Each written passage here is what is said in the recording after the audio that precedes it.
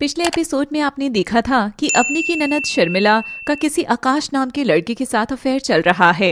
इसी बीच अवनी हेमा से उसकी सारी परेशानी भी पूछ लेती है और उसे सुझाव देती है कि उसे अब अपने पैरों पर खड़े होना चाहिए। वहीं एपिसोड के अंत में आपने देखा था कि अवनी को उसकी फ्रेंड एरिना का कॉल आया था। अब आगे अवनी की सहेली एरिना करीब 2 साल पहले ही स्पेन में शिफ्ट हुई थी। वहां मेन मार्केट में उसकी एक आइसक्रीम की बड़ी सी शॉप है। हेलो मैडम, आज कैसे याद किया?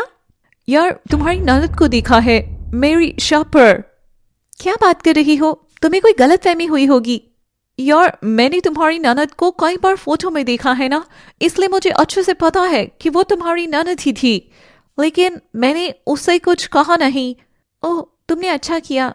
वैसे हमारी ननद तो यहाँ पर बताकर गई है कि वे कॉलेज की तरफ से ट्रिप पर गई हैं। हाँ, तो जाहिर सी बात है तुम्हारी ननद ने झूठ बोला है। और हाँ, वह यहाँ पर किसी लड़के के साथ आई थी।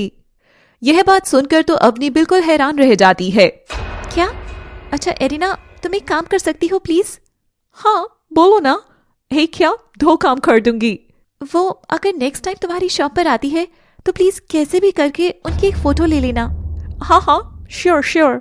एरिना से बातचीत करने के बाद अवनी फोन रख देती है। कुछ देर बाद क्या हुआ? वो ननद जी। और अवनी फिर हेमा को सारी बात बता देती है। अगर निखिल जी को ये सब पता चलेगा तो उनका तो दिल ही टूट जाएगा।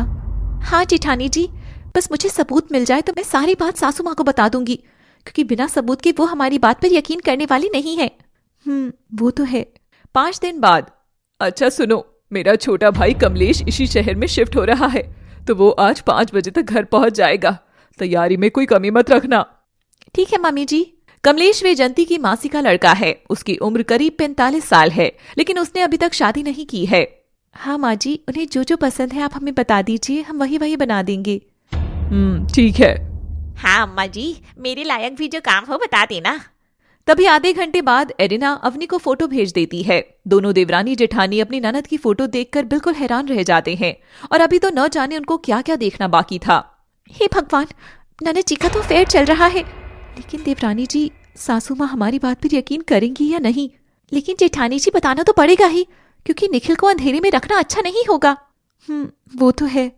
और अवनी जाकर सभी को ये सारी बात बता देती है और फोटो भी दिखा देती है जिसमें शर्मिला और आकाश साथ थे। निकल जा, निकल जा, मेरे घर से मेरी बेटी पर ऐसे बेहुदा इल्जाम लगा रही है तू। माँ जी, आप मुझ पर नहीं लेकिन इस फोटो पर तो यकीन कीजिए। वही निखिल टेंशन में आ गया है। ये फोटो झूठी है, मैं नहीं मानती। पापा जी, आप मम्मी जी को समझाइए ना। बेटा, एक बार शर्मिला को आने दे, तब उससे खुद ही पूछ लेंगे। क्या पूछोगे उससे? हाँ, क्या कर रहे हो आप ये? यही कि क्या ये बात सच है? हाँ, इसका मतलब है कि तुमको अपनी बेटी पर एक पैसे का विश्वास नहीं है। बाहर की आई लड़की कुछ भी बोल देगी और उस पर तुम आराम से यकीन कर लोगे। वाह वाह वाह। वैजयंती, ये तुम्हारी बहू है। एक काम करती हूँ, मैं इस घर से चली जाती हूँ, तब शायद इस घर में शांति हो जाएगी। जब से यह लड़की हमारे घर में आई है तब से हम सबका जीना हराम कर दिया है। और अपनी सासू माँ के मुंह से ऐसी बातें सुनकर अवनी बहुत रोती है और अपने कमरे में चली जाती है। हे भगवान, मैंने ऐसी क्या गलती कर दी जो मुझे आप ये सजा दे रहे हैं? और तभी हेमा उसके कमरे में आती है। रोइए मत देवरानी जी, आप एक स्ट्रॉन्ग वुमेन है, आपको ये सब शोभा नहीं देता। आप तो हमेशा मुझे भी यही बातें सिखाती है ना, तो फिर क्यों रो रही है? हाँ जेठानी जी। वही निखिल इस बात से बहुत टेंशन में आ जाता है और घर से बाहर चला जाता है। तो वहीं 5 बज जाते